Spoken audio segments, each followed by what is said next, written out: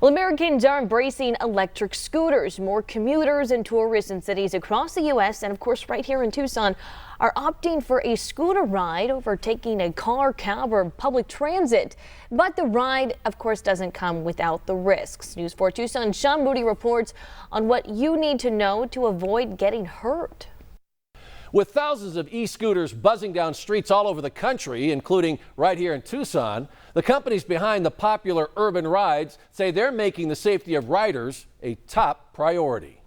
As rentable rideables grow in popularity, we're seeing tens of millions of car trips being replaced. E-scooter company Bird is pushing safety, making stops in 100 cities to educate riders and work with government officials. Any crashes that happen on a shared e-scooter are absolutely preventable. Electric scooters travel up to 15 miles per hour, so it's a good idea to read instructions and check equipment before taking off. Just this week, police in Fort Lauderdale, Florida, arrested a man for cutting scooter brake lines. Though there are no known injuries from that incident, there have been at least 8 scooter-related deaths and more than 1,500 injuries in the past year, according to Consumer Reports. It all comes back to responsible riding, right? Understanding that you're operating a vehicle, you're operating in mixed traffic on city streets. According to one study, 98% of seriously injured scooter riders weren't wearing a helmet. New collapsible models could make it easier for riders to carry helmets with them. And this Cosmo Smart Light could take safety a step further. Helmets can't prevent crashes, but they can make crashes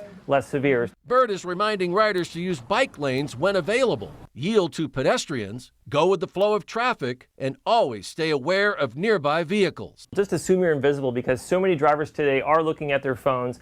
They're not paying attention. Tips to scoot to your destination, not the hospital. Right now, there are around 1,500 e-scooters that are available to rent on the streets of Tucson. It's part of a 6-month pilot program to test scooter sharing. The city will decide in March if it wants to continue with the program. Sean Mooney, News 4 Tucson.